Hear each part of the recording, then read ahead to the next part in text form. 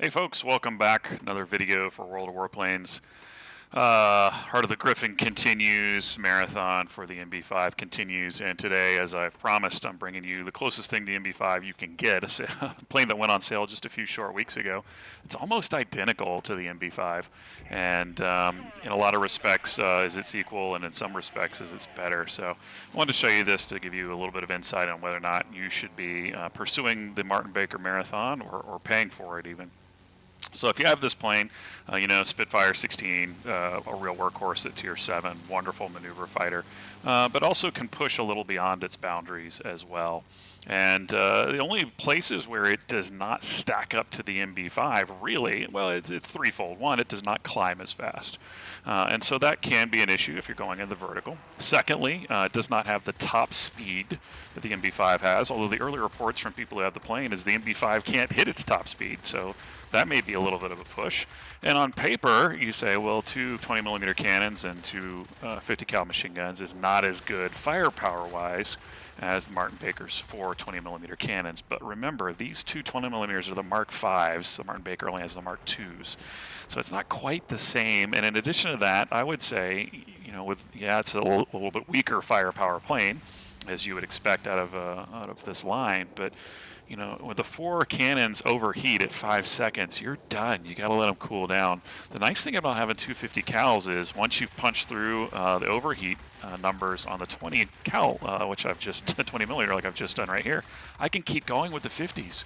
I can keep spraying, and a lot of times that sustained DPS, which is what machine guns give you over the burst potential of cannons, is exactly what you need. And of course, wonderful job of the bot snagging me with a long-range shot as usual. Somehow this time it doesn't kill me. I wanted you to be watching as I roll around the shots here. So you've got a little bit of energy to play with. This is one of the best ways to deal with shots on you. Force that micro maneuvering on their end. They've got him back and forth a little bit. The reticle cannot close in. That dispersion value on the stat sheets you always see is the maximum dispersion value. It's the best you can get. And you'll notice your reticle opens and closes over time. You need time to reach that space, just like you would in World of Tanks or whatever else. There's a little bit of an aim time associated with these. So I'm going to zoom around it, and then I'm going to cut under him, which is a great way to deal with diving planes. And then I'm going to trace his nose back over again. Now notice in the dive, my speed picks up. And this is one place, of course, where the Martin Baker is superior. See, my number is getting yellow on the dive, and then you can see at the top, now the red is coming to play, right? That's the maximum of my dive speed. I just about cap it out here. And the Martin Baker has significantly better dive speed. So when you do want to do the vertical, you can do that. The downside, of course, is the engine, amount of power you get out of the engine to the weight of the plane is significantly different in the Martin Baker. The Martin Baker is a very heavy plane for whatever reason. I did check the stats online, and Wargaming actually has it realistic. So it is at its historical weight and its historical horsepower for the engine. Actually, a little better than historical horsepower for the engine. And so I'm not sure why the Martin Baker weighed as much as it did, if there was something else kind of going on in the structure or what. But the end result is that this has a better power to ratio than the MB5 does. So even though the dive speed's not as good, you should be accelerating just fine. Trying not to steal the kill there. I've got a specialized Seafang on my team, which is also an underrated Tier 8 premium. And we've got, for some reason, a Focke-Wulf 190 just diving in. I think he thought he could finish the Seafang on the first pass. Fortunately, my teammate there also does a little tuck and roll on the dive. And again, we see a player kind of like yesterday's bomber escort mission doing what you should not do in a boom and zoom plane, which is turn, especially at low altitude, especially when dealing with a Seafang and a Spitfire on the middle arena here. Should have extended and tried to get away. Although again, the Seafang and the Spitfire both have decent engines on them. And again, the Spitfire is a little bit of a hybrid. I know it's turns well, and it does, but it's also decent at altitude as well. It does have a little bit of that verticality to it.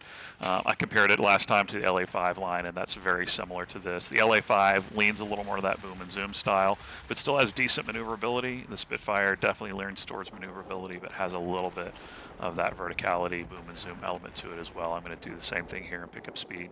If you're directly over a target, by the way, boom and zoom doesn't mean you go straight up and down. And this is the ways you can correct for that. You can see me spiraling, and that bleeds a little bit of speed and allows me to pick the angle I come in on. And I'm going to come in on the tail of the IL-8 so I can avoid the tail gunners on the IL-20. And I decided I wanted to pull around, but then I noticed the Focke-Wulf is coming right back in again, this time on the tail of a friendly heavy bot, trying to clear out one of our heavies, but again turns into a turn match, and you're just not going to beat a Spitfire with a Focke-Wulf in a turn fight. It's not going to happen, even with the engine knocked out, which does help your turn rate a little bit. So this is a good plane overall. I've enjoyed it since I picked it up a few weeks ago. It was one that I wanted. I wanted to have, I love having premium versions. Again, you can see the barrel roll around there. I didn't have the energy this time, so it was more of a canoe, a half-hearted roll around the incoming shots. But I do love having premium versions of the iconic planes. A lot of people love running tech tree planes, and for good reason. Premiums, for the most part, outside of a few exceptions, are not as powerful as their tech tree counterparts. This is an old wargaming policy that premiums should be at the mid-level rather than the top level of a fully upgraded aircraft, and for the most part, Warplane still adheres to that, even though World of Tanks has changed that policy now. And so I get why you would want a more powerful, specialized tech tree aircraft if you need a little bit of an extra edge in combat. But I like the challenge of flying in something that's not the top tier, that's not the best of the best, and that I have to work a little bit for. And I also love the updated income on these premiums, and especially just that ability to be able to buy things when I want to buy them. If I can sock away enough silver and credits for that to happen. You're going to see me go up after a bomber here. Again, these cannons have great range, and I do have a little bit of sustainability. But I'm going to go right back down again, and this is the benefit of the Spitfire. You could not do this with the Japanese maneuver line, right? The Zeros don't have this element of verticality to their game. But to be able to climb up high, hit a bomber, and get back out is great. Unfortunately, they're able to flip the zone very rapidly, and my teammate, unfortunately, sells out to try and keep that from happening, which I appreciate, but the end result is he gets rammed by the IL, and that's it. So I got to take this zone again. One of the smart plays you can make, as I get caught in a little bit of tail gun fire, is can I catch them before they get out of the zone? Will the timer whittle down in time? So I'm trying to get that timer to get to 0, and then I realize, nope, I'm not going to make it. This guy's outside the zone already. So I'm going to pull off, reset. I need my hit points if I'm going to do well in this match, especially with Spall line coming. I don't have time to reset, nor do I want to lose the plane and go all the way back to the beginning, because there's no airfields on this map. It's 4 garrisons in the military base, so I need to conserve that HP, get it back up with the passive regeneration, which takes you up to 40% of your total hit points, and then go from there. And I see Canadian Dragoons coming in again, and again the Focke-Wulf is not a great defensive fighter. My bot takes care of him. It's an offensive multi-role. It's better at taking over zones than it is defending them, which is part of how it's set up. And the Vampire is now engaged. We haven't seen him all match, and I think in watching the replay I realized I'm not sure he loaded in at the beginning.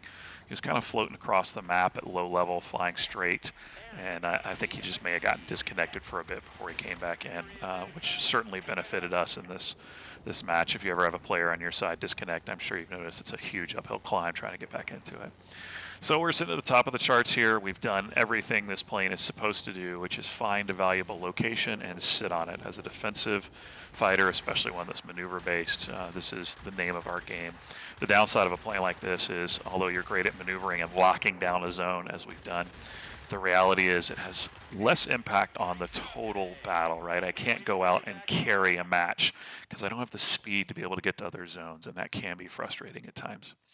So let's take a look post-battle at the results here and see what we've conjured up. So, over 10K, which is great. That's always kind of the personal goal. I'm trying to shoot for that 10K in each match, if not a little bit higher. And we got a lot of shoot downs. We did a lot of damage with those cannons and guns as a hybrid combined. And I'm working my way towards trying to specialize this plane. Tier 7 is one of my favorites to play at. Again, I like a little bit of a challenge, so I don't mind being down tiered to the Tier 8 planes. And I enjoy it. Kind of just a nice spot in the tech tree where you've got a little bit of power, a little bit of speed. You've got enough specialized slots and consumable slots, equipment consumable slots to really make a build out of the plane and do some different things with it. But you don't get overwhelmed by super speed, by a whole lot of rockets coming your way, just by massive hit point level bombers having their way with the game. So I really love 7. It's a sweet spot in the tree, I think. So you did see I picked up a McCampbell medal. That means I've killed 10 aircraft and of at least at least one of each of the 5 types. So we got the bomber, the attack aircraft, and did hit a little bit of everything else along the way as well, which is awesome. That Messerschmitt 262, the bot plane, came down out of the clouds a couple of times, and I was able to keep pace with him. Again, because of that excellent power to rate ratio the Spitfire has, the Martin Baker does not. And so that's why I've hesitated really on the Martin Baker Marathon. I'm certainly not going to put the grindy effort into it. It's just not worth it when I have a plane like this that's so close to it in characteristics. Whether or not I buy it, it still remains to be seen. I am a little bit of a collector. I do like flying unusual planes. I do like flying planes that you don't see a lot. I do like trying to figure them out. That's part of the fun of this and other games for me, is determining what the best way to fly a plane is, or what you can do with it, or maybe some unusual builds to go with. And I will take a look at those hopefully on this channel in the future, just looking at different ways you can run different aircraft. So again, I'm not sure. I may pick it up just because, help out wargaming, and I certainly want this game to continue to survive, and if that's one way I can do it, I would love to. And also just to have it again as a collector's plane is something a little bit different. But it is just a slight tweak on this Spitfire 16. So if you picked it up a few weeks ago and you don't really have the cash this holiday season, I wouldn't worry too much about missing out on it. There are other planes that do similar things and do them pretty well. So hope you've enjoyed this. Another little tip for defensive flying there, if you like. And like I said, I did want to show off this one. It is the newest plane in my collection, and I've had a lot of fun working with it. So we'll hopefully get it to specialized and be able to push it a little more in the future. I've got some other planes coming up this week, things I want to show you, especially during the week here before we get back in. But yeah, I will make videos next week about the different game modes that are coming up a little later on, and we'll be able to see what's going on with them and kind of how they fly. Attrition I'm really looking forward to. It's a big favorite of mine. So we'll definitely have some fun on that weekend. So until then, I'll catch you on the next one. Please comment, like, subscribe if you feel so inspired to do. And if there's anything particular you'd like to see, please let me know. Catch you on the next one.